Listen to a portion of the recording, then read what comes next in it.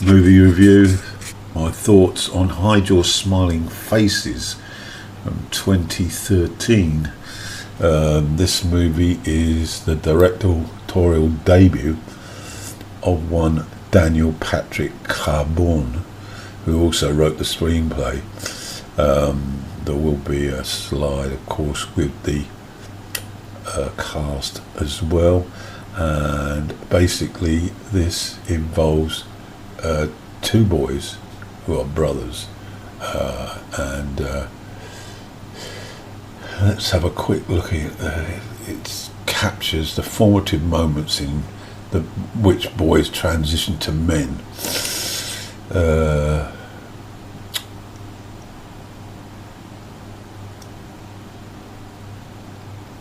So what we've got here is an opening shot, a long shot of a snake eating an animal.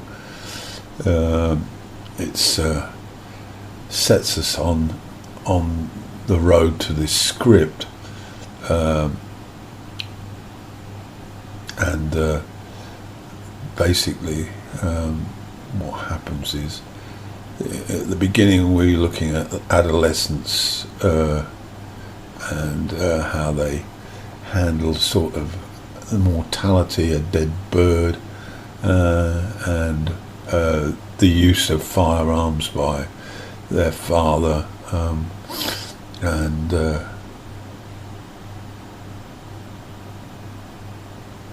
then they find a child left alone near a bridge.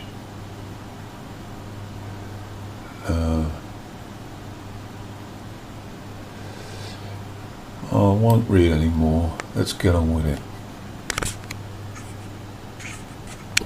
So early on then we meet the two boys who are brothers, just into horseplay really, and then with a friend they wander around and find this sort of deserted wooden shack stroke house, and curiosity, it appears to be uninhabited, but they do come across a dead bird which causes some sort of interest, although it smells. They're basically exploring and asking questions about this particular property. We then get some snapshots to capture the sort of environment. The hostile father, when he finds out that his revolver is being found in a hidden place, then we see the older boy showing a slight bit of irritation that his younger brother is using his CD player. You know, we've got the sort of sibling rivalry there. Then the older boy goes to a sort of takeaway shop to get a burger, cheeseburger with lemonade, reflective of the American diet. And then as he pays for the food, the food's delivered from a hatch. A youth runs past and snatches it away, stealing it. The girl who's working at it's not McDonald's but a similar sort of burger takeaway joint, apologizes and replaces it, but then she's received the impact of petty crime. So we also see that the boys are really at a loose end. They sort of they let time flow, and they're sort of bored really, not really knowing how to use their time, and atypical really of adolescents who can drift into long periods of doing nothing very constructive. A sociological problem when living outside the city, where there are few, if any, community resources to assist young people to have a productive, creative sort of adolescent experience. We get another taste of the impact in this neighbourhood. This friend is found dead underneath a bridge. It's unclear as to why he died, so that's left as an unsolved part of the plot. We then experience how the boys react to this loss. The younger boy, it's his friend, so he's quite cut up. His older brother sort of has difficulty in sort of displaying any symptoms and is somewhat indifferent. The family tried to respond, and a rather irritating incident when the neighbour brings the family's dog back, and this is the guy. I think it's the guy. It's a bit unclear, really. I think it's the guy that owned the gun that the boys found earlier, and he basically says if the dog appears on his property again, he'll kill it. So we get another sort of aspect of the attitudes in American society. Gun ownership breeds power, and it also breeds individuals who thrive on the power to the point that they want to assert themselves even against animals. And the boys, who of course are suffering from this trauma to a greater or lesser extent of their friend dying, and now they experience the attitude of a gun owner who's very much strung out on the Second Amendment, or is it the Third Amendment? I get mixed up sometimes.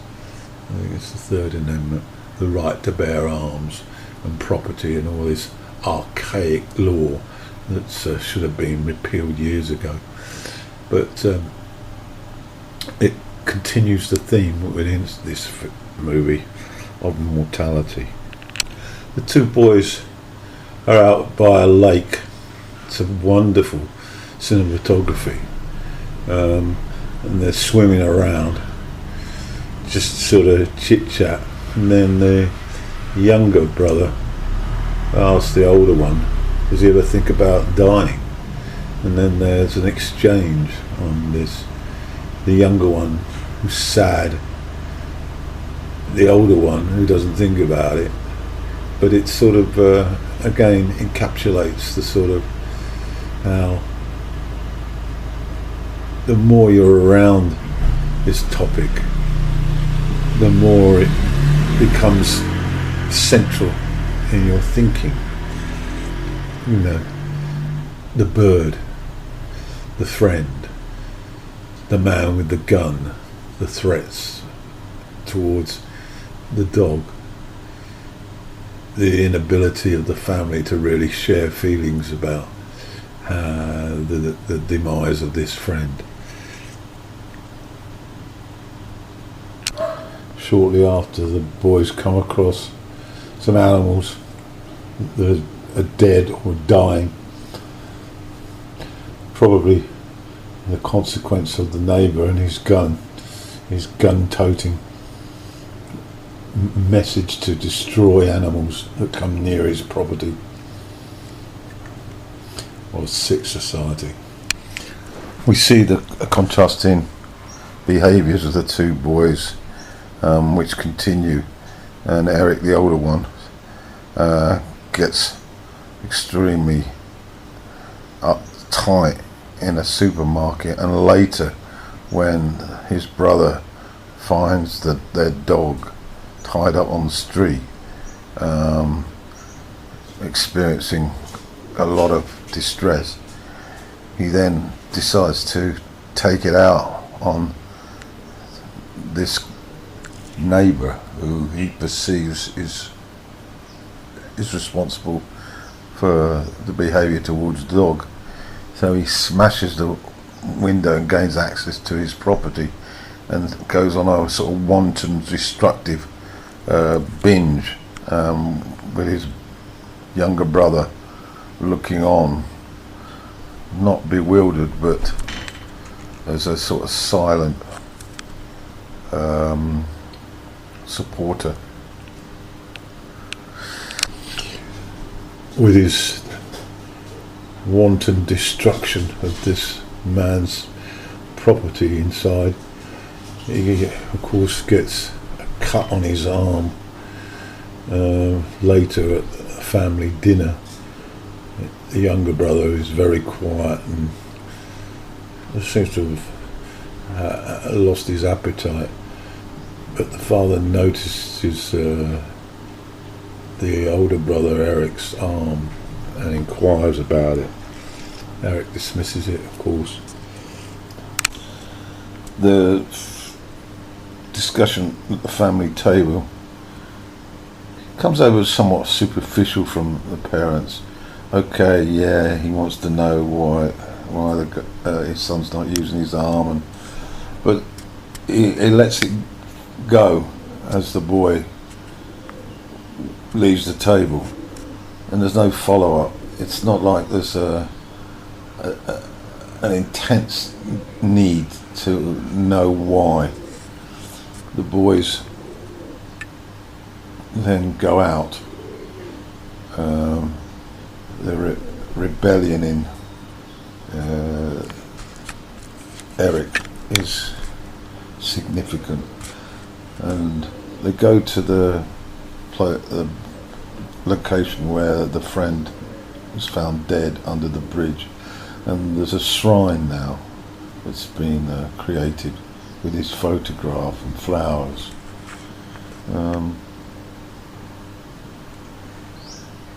Eric is obviously quite troubled, as is his brother, but in opposite ways.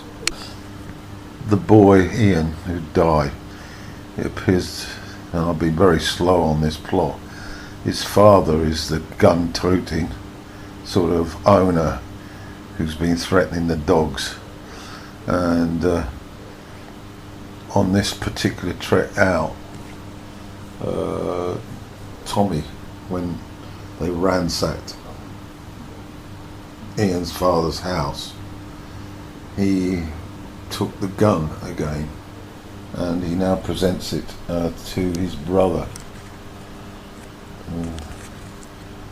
The issue hiding in the background is this gun significant with regard to the death of Ian?